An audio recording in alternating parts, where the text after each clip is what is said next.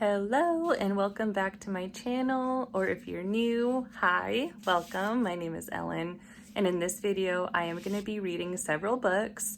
Two books are going to be by authors I've never read from before but have been totally hyped on BookTube, so I'm very intrigued to read from them.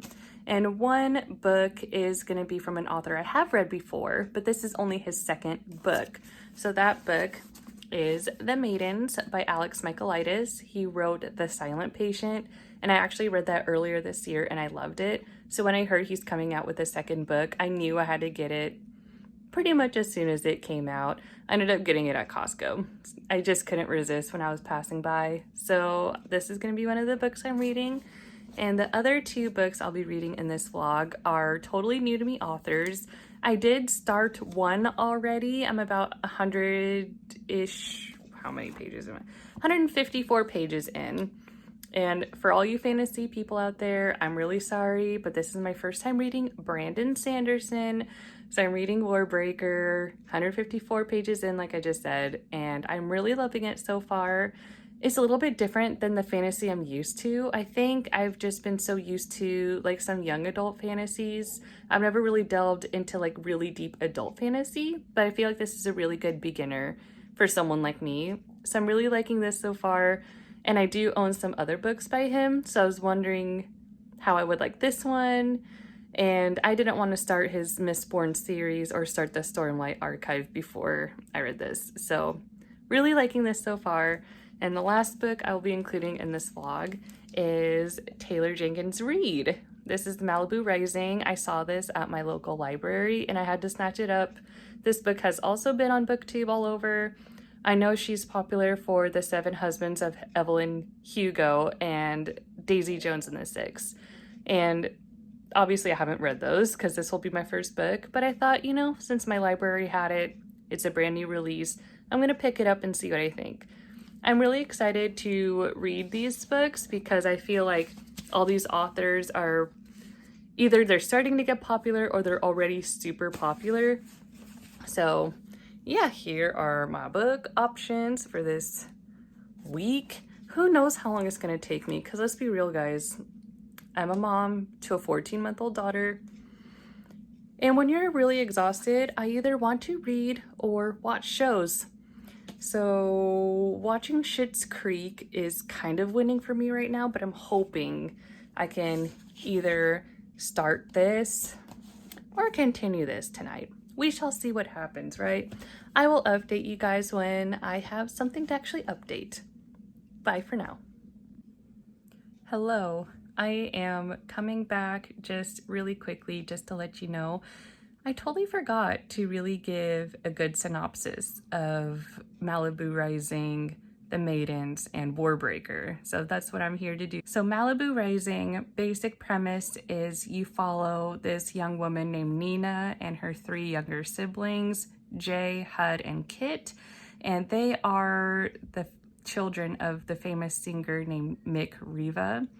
And so you kind of follow their parents' past, like kind of how they met and everything, and also the lives of Nina and her siblings and their family dynamics. And of course it's set in Malibu. So that's the basic premise of Malibu Rising. For Warbreaker, you follow these two sisters and their family, but mostly it's about these two sisters who, one has always been betrothed to this king in a foreign kingdom, and everyone knows like he's scary, he's frightening, like it's basically a political thing to just help their own small kingdom. But then the king decides to switch daughters. The one that was trained her whole life to go marry this king is now staying behind, and the king sends the younger daughter, who doesn't really know anything, to marry the king. And so the older daughter is like, I gotta go save my sister. That's the basic premise of Warbreaker. And The Maidens, you follow this 36-year-old woman named Mariana, who recently lost her husband like the year before. And then her niece Zoe calls. She goes to Cambridge and she calls her aunt letting her know, like, someone died on my campus. Mariana and her late husband also went to Cambridge, so she's familiar with this school. And And so she goes and tries to help her niece, and pretty much Mariana tries to take it upon herself to find the murderer, and she's convinced it's this Greek tragedy professor named Edward Fosca. So those are the basic premises of the book. So hopefully now the rest of my reading vlog makes a little more sense when I'm talking about the book. Hey guys, I am back. It's been a few days. It is now Monday or Tuesday, I don't quite remember, but I have finished Malibu Rising, and just in time too, because I have to return it to the library soon. But I finished Malibu Rising, and I gave it about a 4-star. I liked it okay, but trigger warnings for cheating, just infidelity. So that's like something that I am triggered by. I just personally don't like it when people are unfaithful to partners. I just think it's a cruddy thing to do to somebody. And this happens a lot in this book, just as a warning for anyone else that has similar triggers to me. So that's kind of why I personally had to knock off a star, because I feel like this would have been a good story if it wasn't in so many different plot lines. Just, I don't know. Like, I understand, like, someone who's famous, sure, they're probably up to no good. I mean, not everybody, but there's some people that are doing maybe some unsavory things. I get it. But also, just besides the infidelity stuff, I also wasn't a huge fan of reading about some of the fame that their dad was a part of. I guess, I'm gonna put this book down. I guess that's just not something I'm particularly interested in. I'm not really interested in hearing about famous people's lives or what they did to get famous, and I don't like hearing about all the dirty secrets that some people have. Like, it's none of my business, and I don't like reading about some of the bad decisions that people make. I feel like that's kind of personal, and it just doesn't make me happy to read about those things. So I'm not really sure if Daisy Jones and the Six or Evelyn Hugo are going to be my kind of thing, because they do follow like a famous band and like a famous lady. And I'm just not really into that, I guess. I gave it a try. I do like her writing style, so maybe I'll try some of her other books. I don't have to deal with famous people. I guess that's something that's new to me. I never really read a book about a famous person, and it just wasn't my cup of tea. I didn't really enjoy that aspect, but I gave it 4 stars because I do like the story. I like the way it was written. Just the infidelity stuff and like the fame, it just wasn't for me. I have since started The Maidens by Alex Michaelides. I'm only like 40 pages in, but I'm really liking it so far. I feel like it's really gripping, just like with The Silent Patient.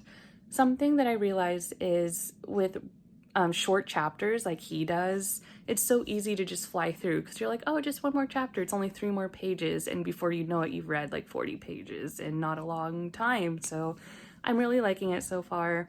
I have not picked up Warbreaker yet. I mean, I'm still at the same spot that I'm at now, but that's okay. So my current project is going to be reading The Maidens, and let's see how fast I can get through this. My husband is working and my daughter is sleeping, so this is the best time for me to read.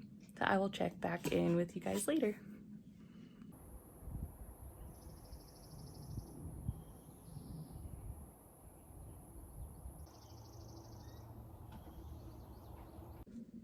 Hello, I am back, and sorry for the ragged appearance. It's been a long day, especially with a 1-year-old. But I'm happy to report I am a little over halfway through The Maidens. I'm on page 188, and I definitely have my theory on what's going on here. I read The Silent Patient a couple months ago, so like this guy's writing style, Alex Michaelides, his writing style is still very fresh in my brain. So when I'm reading this, I'm kind of remembering like some of the plot twists that happened in The Silent Patient, and I could be wrong, but I feel like I knew what was going to happen pretty early on in this book. I know with like mystery thrillers, you're already kind of suspicious of everybody and you're like, oh, they're suspicious. You know, you're just constantly suspicious of everybody. But I really feel like I know who the bad guy is. And I think I know why.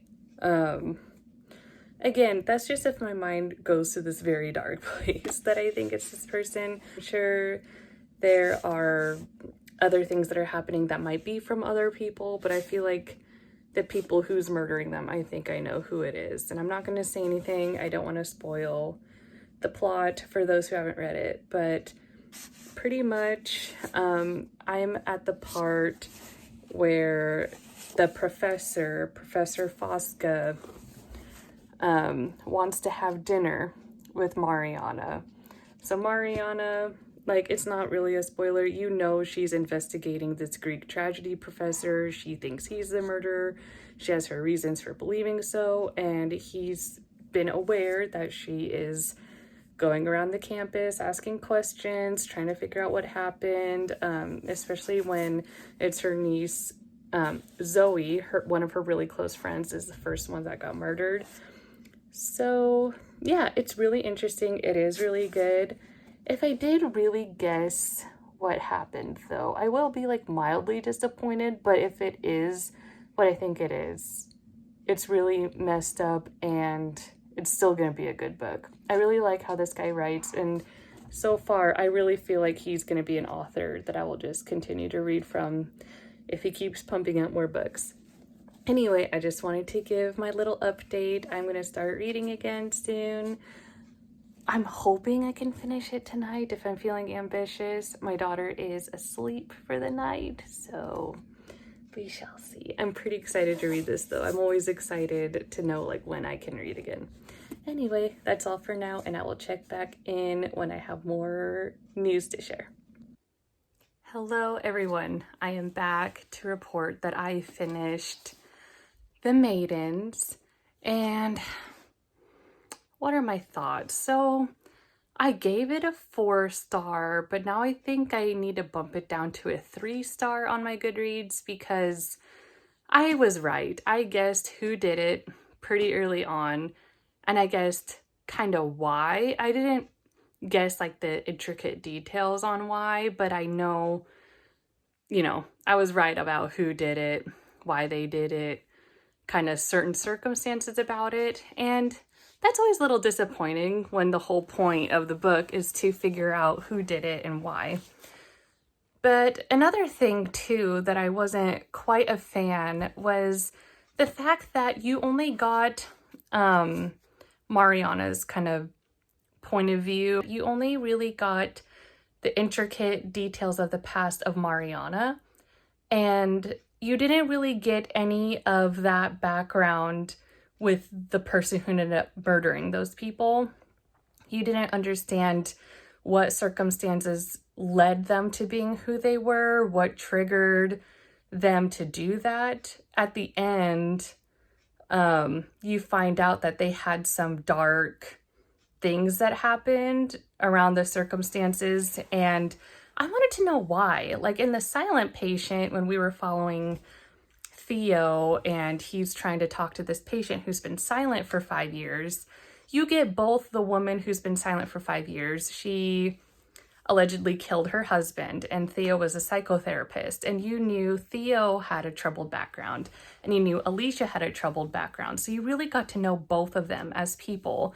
Whereas in The Maidens, you only really get Mariana's background, and you didn't get to know anything about the person who ended up doing all this stuff. You didn't really know what led them to be who they were, what really triggered it, what are the things that happened to them. It was alluded with, you know, towards the end when you find out like, oh, they had a dark past, but you don't know the circumstances around that. So that was a bit of a bummer because that's something that I particularly like. I like learning about why this person decided to murder someone. What were the circumstances of their past? What led them to be who they are today?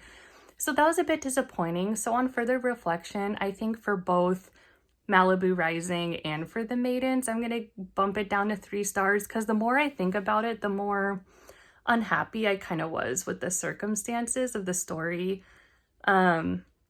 With the Malibu Rising, I just kind of felt like you know, you follow a lot of the past, like half of it or a little less than half of it was following the parents of the 4 kids, and I didn't really care about their storyline that much. I felt it was a little boring, and it was a little like, yeah, there's like some character depth, but it was a little formulaic and, you know, small town girl, like kind of stuck with parental expectations, and then this guy comes in saying he's going to be a star. Like, it was just a little basic for me. And then I don't like how several of the storylines you're following all involve cheating. Like, I understand it is something, unfortunately, that people go through or that people do to others, but I didn't like how a lot of it involved that. Like, to me, it just kind of made it like not that interesting to read. It's like, oh, okay, yeah, that's happening to that person. Oh, it's happening to them too. Okay. Oh, and it happened in the past. Like, it, yeah. So I think in terms of starting with Taylor Jenkins Reid stories, I'm not a fan of stories that follow like celebrities and things like that. And I just don't really like stories that involve a ton of cheating. Like, it's just not that interesting to me. It's just my opinion. Did you guys read Malibu Rising? Did you guys read The Maidens? What did you guys think? Do you agree with me? Do you disagree? I'd love to hear your thoughts down below on what you guys thought.